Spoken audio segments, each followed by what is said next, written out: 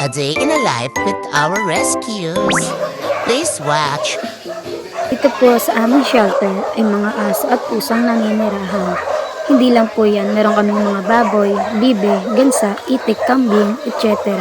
Ngunit wala po kayong miski na maamoy o makikitang madumi, payat at gusgusin sa aming mga rescue. Lahat po sila ay malilinis, matataba at maayos.